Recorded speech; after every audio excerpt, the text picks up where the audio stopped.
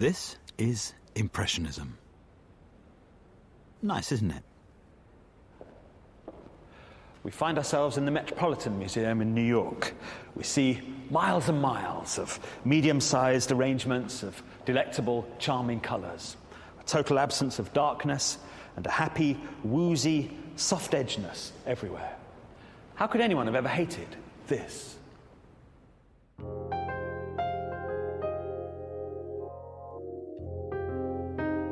Impressionism is the first movement of modern art. Because of its charm, we forget that Impressionism is also avant-gardism. We think Impressionism was the last time art was understandable, and then there's a succession of more and more outrageous hoaxes, getting higher and higher into obscurity. And that's the modern art tradition that we're still in. But actually, this is in the same stream as this.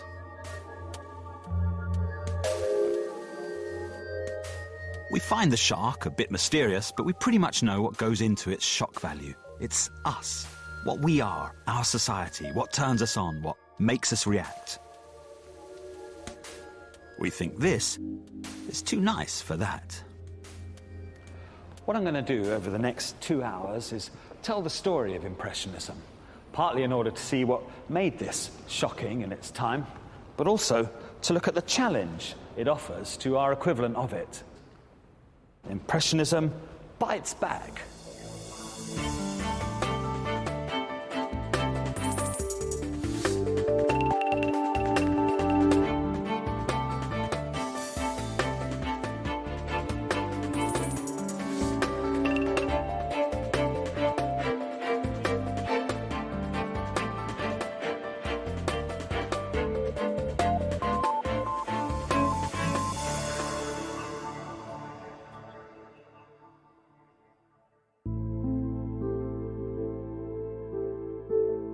The two artists who opened the door for Impressionism are Gustave Courbet and Edouard Manet.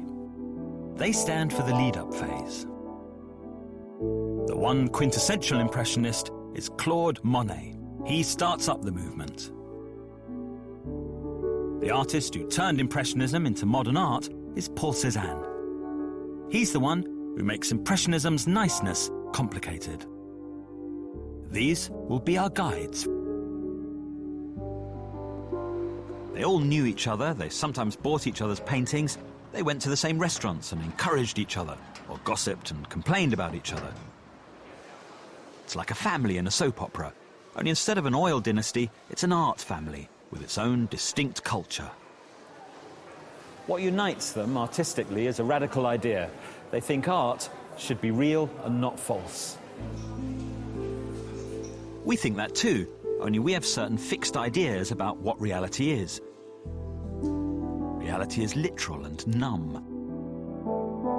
An artist casts his head in his own frozen blood. Reality is politics that seem almost alien, so the alienating, sophisticated playfulness of today's political art almost makes sense. Reality now is a big confusion about beliefs, so instead of being hungry for the old moral certainties of the culture of art, its grand ambitions to tell us all how to be, we're hungry for personality, for confession, for glamorous individualism. Weirdly, the story of what Impressionism thought reality was begins with something like a Turner Prize installation.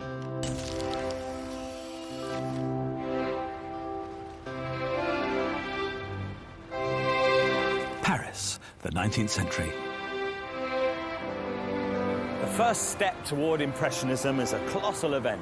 The public can't miss it. It's called the Pavilion of the Real. The Pavilion of the Real was put up here in the centre of Paris in 1855, 150 years ago, by Courbet. Opposite is the biggest show of French art there's ever been. But Courbet is a rebel attacking the establishment. There's a big building full of official art, and across the road, a rebel in a tent. Here's a sketch by Courbet of how he wanted the pavilion to look. This scribble was to shake up art forever. Hundreds of thousands of visitors went to the Universal Exhibition, which is what the official art show was called. Here it is. And then they went to Courbet's Pavilion. What did they see? Inside it were 40 paintings he'd done over the previous 7 years. Most were large, some enormous, like this one, nearly 20 feet wide. It's called The Painter's Studio. On the left are veiled portraits of government people, the Emperor Napoleon III, and other high-ups in the government. The Emperor is shown as a poacher because he stole the empire. Napoleon III seized power illegally in a coup d'etat. He had his enemies executed or exiled. His government is run as a dictatorship. Courbet said these are all just commercial people, shopkeepers. They have to be disguised here because no one can openly criticize the government. No one can put themselves against the emperor. The painting is an allegory of society. Over here is where the arty people of society are. In the middle of this little crew is Proudhon, the anarchist, who said property is theft. On the left is the industrialist and art collector Bruyas, whose money paid for the pavilion of the real. It's a bit narcissistic because Courbet's at the centre of it, his handsome Assyrian profile, he called it. He's definitely vain, but he's also realistic. The reason it's so big is because it's got to fight a big institution, the one that has the ultimate say over what art is, and that is the Salon of Fine Art, held every year at the Louvre. Think of the Turner Prize, the Royal Academy Summer Show, and the government, all mixed up into a single totalising entity. It's been going for centuries, now it answers direct to the emperor. Everything in it supports the emperor by supporting the idea that art should not be about the reality of what's actually happening now, but what happened long ago, in an unreal, idealised, fictional time. The Salon is an institution, but it's also a state of mind. Going to it shows your social aspiration.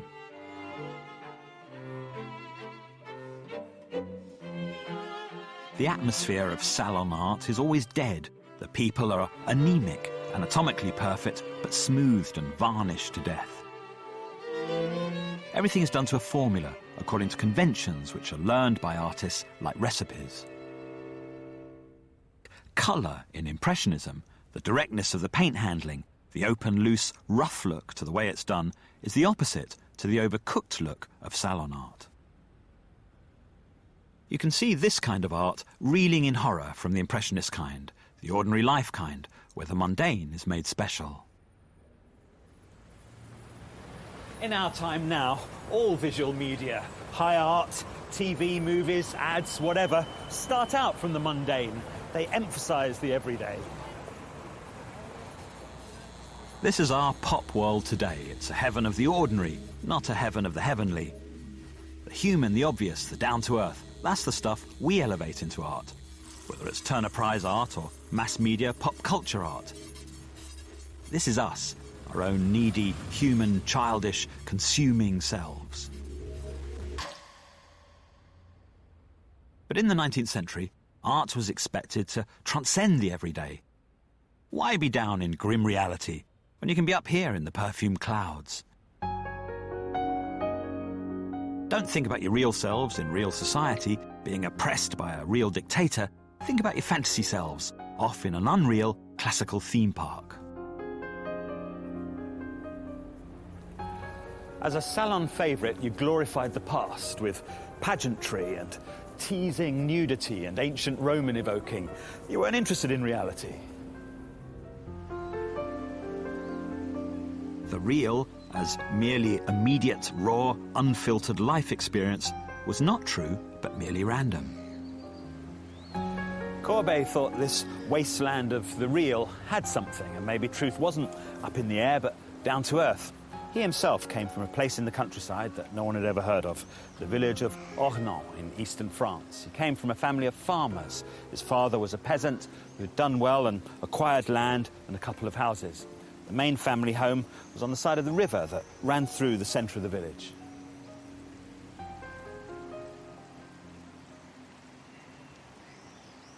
Here is his house. Imagine the lovely, welcoming kitchen parlour inside. How's he going to get from that rustic, charming humbleness to being accepted by the glam salon power world? He's aware of a minor salon style called realism. Eventually, Courbet will make himself the leader and the personification of the realist style, and the style's going to be huge. In fact, the word realism starts to acquire a capital R in writings about art in the 1850s, directly because of Courbet. But in the meantime, the realist style is known as little, roughly done landscapes.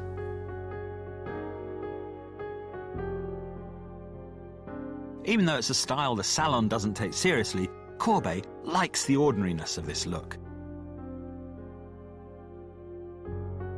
His capital R realism comes from three big enthusiasms. First, this look. Second, this look.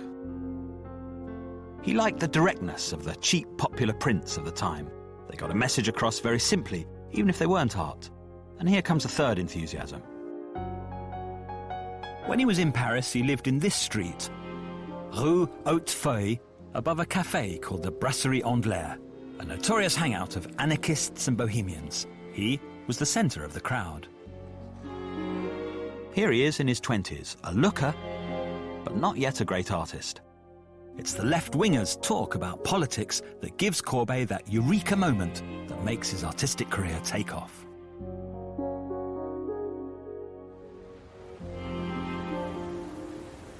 In 1848, there was a series of left-wing rebellions all over Europe. The one in Paris was called the 1848 Commune. Like the others, it was quickly crushed, but it made an enormous impact. Courbet didn't take part in it because it was violent. 3,000 people died, and he was a pacifist. But it gave him the idea that politics was important, and that by being in the art world, he could be politically active. Courbet draws himself in the Brasserie Anglais in 1848. He's thinking about bringing down the government. You can see his look as he thinks it. The others around the table saying, yeah, why not? Let's go for it. Peasant world. Once you get intellectuals and bohemians and anarchists in there too, anything can happen.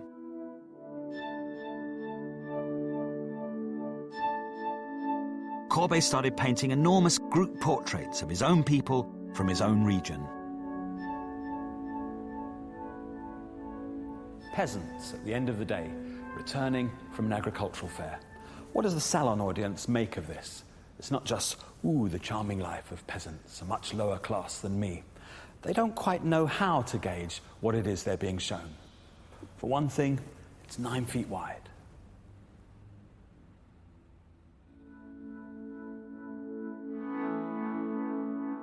Big peasants. The salon audience is fed up with that because peasants should be humble creatures. Courbet's heroic scale seems wrong. And what's this new handling? The paint is mashed and scraped. Courbet does a lot of it with a knife instead of a brush. It's not Impressionism yet, but it's nothing like salon painting's glassy smoothness. It's mottled and heavy. It's like the rocky, cloudy, textured, solid world that Courbet's looking at. You can't tell who's in charge. These people are grotesque, but then why isn't the mood entirely comic? Why is it thoughtful, beautiful, quiet? How can the salon audience get its emotional bearings when there's no one they can obviously look down on? The class of this guy is identifiable by his exaggerated get-up. He's a member of the new rising rural bourgeoisie. The salon audience might be expected to identify with him, but he's out taking his pig for a walk.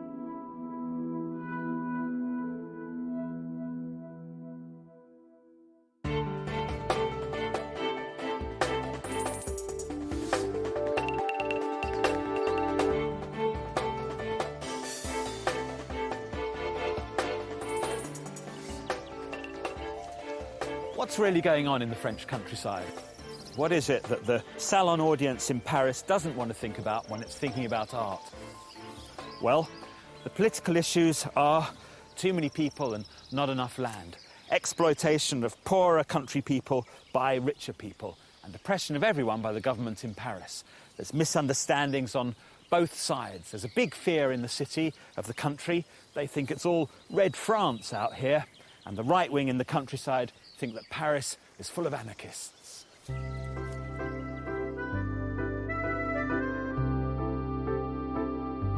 And what do people think of Courbet? He was often caricatured in the papers. They drew him as a fat peasant. In fact, he had got quite fat from his drinking, but it was Courbet's big talk they were really targeting. He was incredibly confident. He'd got a great act. The emperor recognises the power of it. Courbet is invited to join in with the emperor's Universal Exhibition. That year, 1855, the salon is going to be incorporated into it.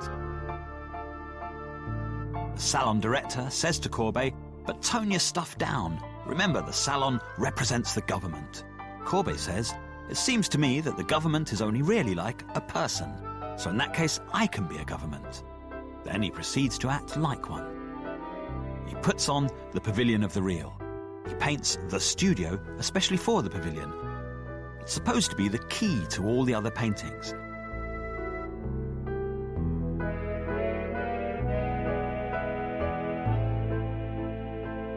The landscape round Ornans, where Courbet comes from. He's painting a painting within a painting. The brightest light comes from that spot. Illumination comes from the thing he knows best, his own region. Courbet said you should paint the truth, paint your own time from your own point of view. This was absolutely staggering to his audience. They'd never heard that one before. The audience at the time thought it was terrible and obscure and just a bloated homage to himself. But to history, it's like a sign saying, "This way moderns." The artist's private reality. This is hot.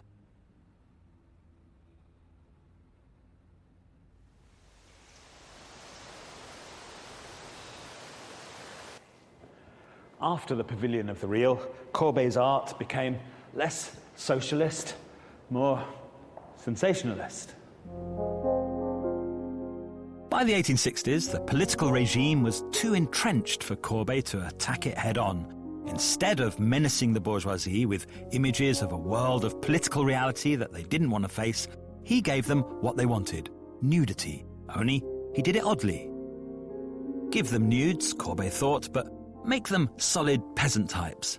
Don't make them ethereal goddesses, make them lesbians.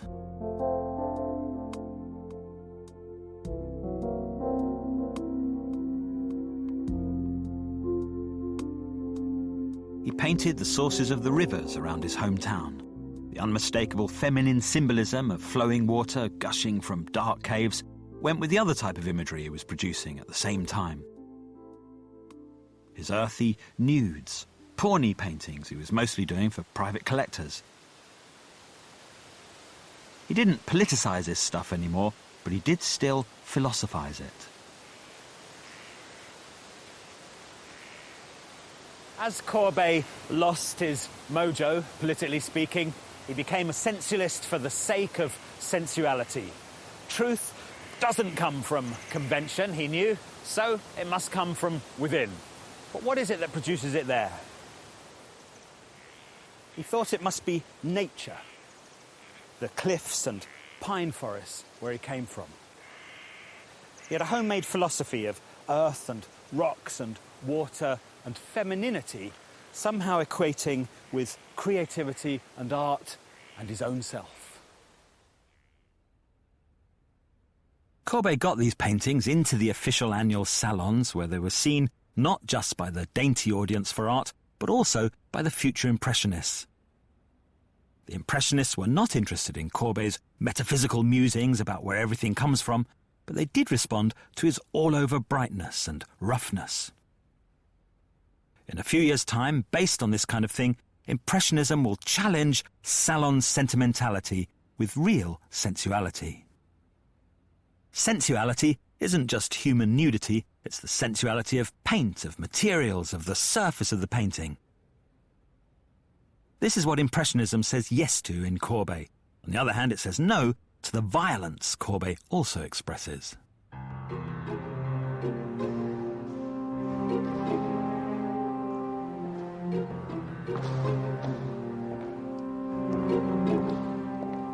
The Salon audience liked hunting scenes in the woods, but when Courbet did them, they were real, they were savage.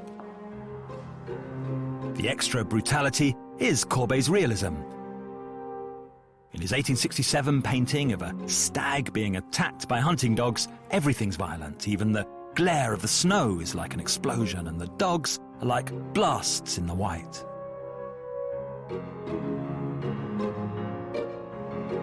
Here he is, painting it in a photo from the time. Only the doomed stag is in place. Meaning is about to rush in everywhere else.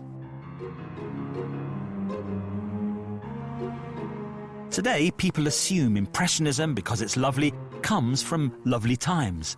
In fact, the world was just as horrible then as it is now. In 1870, after 20 years in power, the emperor foolishly decided to start a war with Prussia, which France quickly lost.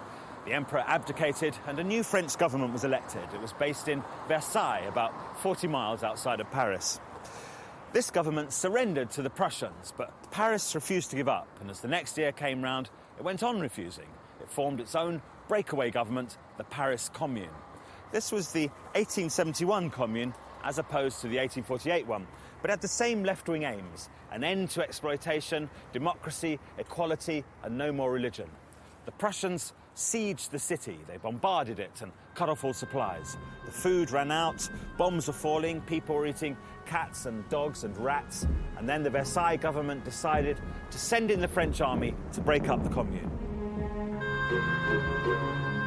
Paris is burning. It's a civil war. What's Courbet doing down there? He's made a commune leader. He says artists will now run all art institutions. He abolishes the judges and juries at the Salon. Blimey, what on earth's he going to do next? We still don't know if it was his idea as Commissioner of Art under the Commune to pull down the Vendôme column in Place Vendôme, something like Nelson's column in Trafalgar Square.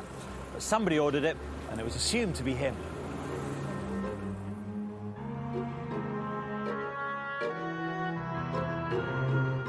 Enormous chunks of the column fell neatly in a line.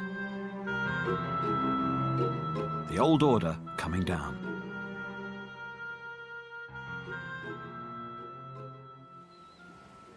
The Commune reigned until the end of May, and then what became known as the Week of Blood began. Versailles troops retook Paris, street by street, massacring as they went. The communards killed about 1,000 people, but the government troops killed 30,000 communards and suspected communards, men and women. They lined them up behind public buildings and in cemeteries and parks and gardens, and they executed them. They ran out of ways to do it. They ended up using Gatling guns. It was a massacre of the poor by the powerful, an incredible slaughter. It really gave anyone who wanted to ask for a bit of equality and democracy from now on a lesson in what to expect.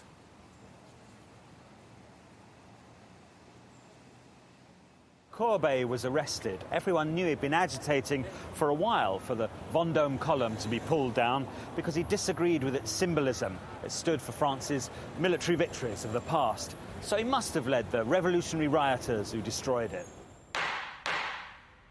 No, that's wrong, Courbet claimed in his defence. And this photo really does show Courbet's actual trial. He said he'd been busy protecting artworks in the Louvre from being looted by conservative art administrators who'd been sacked by the Commune.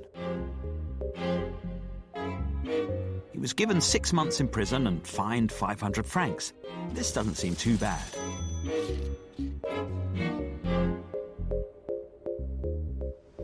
But 2 years later, an even more right-wing government comes in, and Courbet is retried And this time his punishment is to pay the full costs of reconstructing the Vendôme column, which he knows will ruin him and make him a state slave for the rest of his life.